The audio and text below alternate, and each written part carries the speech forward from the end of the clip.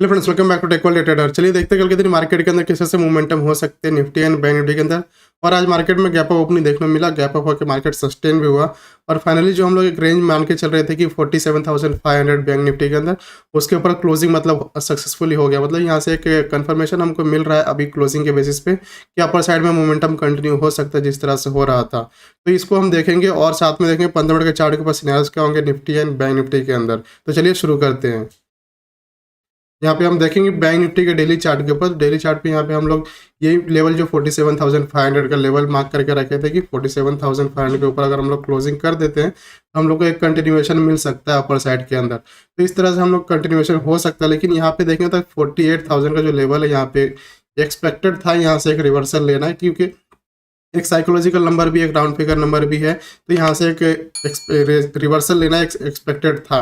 तो मॉर्निंग के आवर में गैप अप होने के बाद मार्केट इस तरह सडनली गया, उसके बाद मार्केट एकदम स्टक हो गया। तो हम लोग कल यही एनालिसिस करके रखे थे यहाँ पे कि मार्केट हो सकता है कि फर्स्ट हाफ में अगर निफ्टी का एक्सपायरी है, फर्स्ट हाफ में क्या कंसोलिडेशन करे, सेकंड हाफ में ब्रेकआउट या फिर ब्रेकडाउन हमको देखने मिले। लेकिन आज हुआ ये कि गैप अप हमको देखने मिला मार्केट के अंदर, और गैप अप ओपनिंग होने के बाद मोमेंटम फर्स्ट सेशन में ही हो गया, मतलब पहले 1-1.5 घंटे के अंदर हो गया। उसके बाद मार्केट कंसोलिडेशन किया। हालांकि हम लोग ये एक्सपेक्ट करके चल रहे थे कि यहाँ पे मार्केट थोड़ा सा नीचे आ जाए एटलीस्ट 47,500 तक, लेकिन यहाँ पे देखेंगे तो कंसोलिडेशन करके क्लोजिंग किया, क्योंकि निफ्टी का एक्सपायरी था। निफ्टी का एक्सपायरी दिन थोड़ा सा मोमेंटम जो है कंस्ट्रेंट हो जाता है, और मार्केट में थोड़ा सा मोमेंटम नहीं आ रहा है इस वजह से, क्योंकि यहाँ पे हर दिन एक एक्सपायरी देखने को मिल रहा है हमको। वीक के अंदर हर दिन एक एक्सपायरी है। इस वजह से क्या हो रहा है कि बड़े प्लेयर्स जो है प्रीफर यही करते हैं कि एक्सपायरी वाले जो कॉन्ट्रैक्ट है उसमें पैसा लगाए, क्योंकि वहाँ पे ज़्यादा डीके मिलता है, ज़्यादा डीके होगा तो ज़्यादा प्रॉफिट होता है उनको।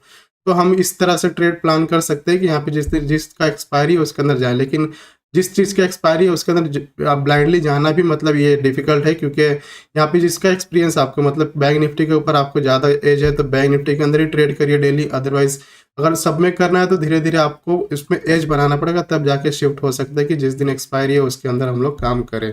ठीक है, तो अभी के लिए यहाँ पे कल सेंसेक्स का एक्सपायरी है तो उसको हम लोग यहाँ पे नहीं डिस्कस करेंगे। यहाँ पे हम लोग निफ्टी और बैंक निफ्टी का देखने वाले हैं कि ये जो लेवल है यहाँ से हम लोग ब्रेकआउट किए हैं यहाँ पे रेंज बना के, और यहाँ पे 48,000 के लेवल से रिवर्सल लिए, और रिवर्सल यहाँ पे तो बन रहा है। लेकिन कल के लिए क्या होगा, अगर गैप अप होते हैं फिर से फर्दर, अगर 48,000 के ऊपर गैप अप हो जाते हैं और मार्केट सस्टेन हो जाता है, पहला 15 मिनट का कैंडल ऊपर क्लोजिंग कर देता है 48,000 के, तो फिर से एक अपर साइड का मोमेंटम हमको देखने मिल सकता है 300-400 पॉइंट के आसपास अपर साइड में ही। ठीक है, दूसरी पॉसिबिलिटी है कि मार्केट गैप डाउन हो जाए। अगर इसके नीचे 47,500 के नीचे क्लोजिंग कर देते हैं बैंक निफ्टी के अंदर, तो फर्दर इसी रेंज के अंदर आ जाएंगे, और इस रेंज में यहाँ से एक ट्रेल लाइन हम लोग मार्क करेंगे। तो यहाँ पे एक ट्रेल लाइन मिलेगा, इस वाले लेवल के आसपास तक हम लोग आ सकते हैं 47,100 के लेवल के आसपास तक। ठीक है, तो अभी के हिसाब से ये पॉसिबिलिटी हमको देखने मिल रहा है, क्योंकि यहाँ पे देखेंगे तो एक चैनल का फॉर्मेशन हम लोग करेंगे। तो चैनल के रेफरेंस से हम लोग यहाँ पे अपर साइड में नीचे गए, फिर ऊपर, फिर नीचे, फिर ऊपर, फिर हो सकता है मोस्ट प्रॉबेबली चांसेस यहाँ से रिवर्सल ले रहा है, तो इसको एक बार टेस्ट करके फिर ऊपर हम लोग जाए, इस तरह से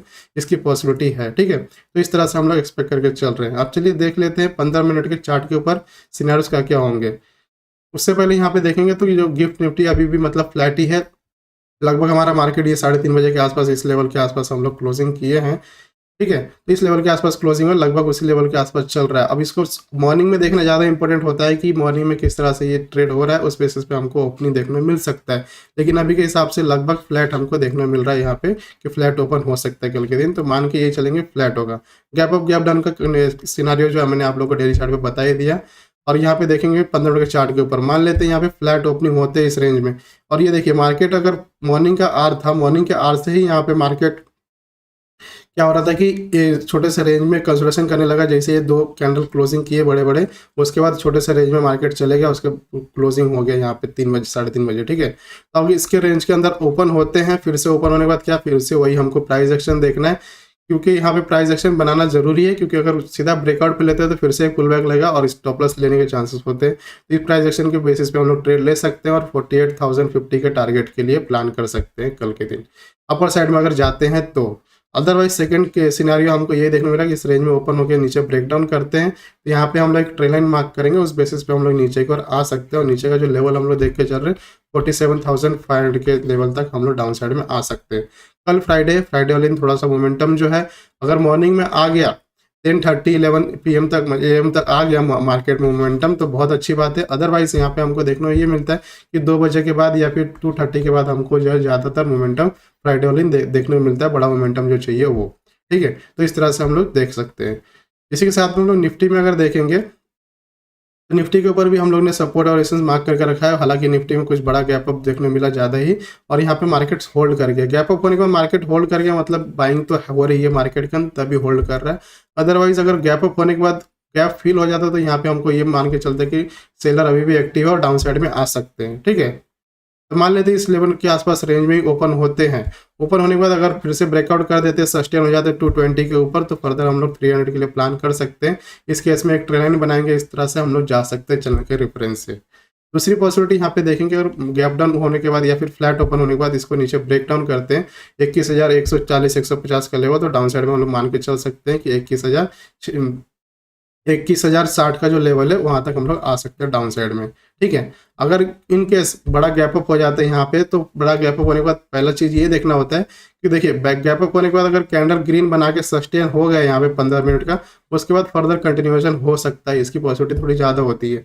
अगर गैप अप होने के बाद मार्केट के अंदर एक रेड बॉडी बन जाता है, तो इसके चांसेस है कि नीचे की ओर आ जाएगा, गैप फिलिंग के लिए मार्केट आ सकता है। ठीक है, अगर गैप डाउन हो जाता है, मान लेते हैं किसी भी कारण से गैप डाउन हो जाता है यहाँ पे 21,100 के आसपास, तो फिर चांसेस यहाँ पे बन जाएंगे कि थोड़ा सा वोलेटाइल हो जाए मार्केट, क्योंकि इस लेवल के आसपास थोड़ा सा होल्ड करने का पूरा कोशिश करेगा। अगर इसको ब्रेक डाउन करेगा तो फिर हम लोग गैप फिलिंग के लिए प्लान करेंगे।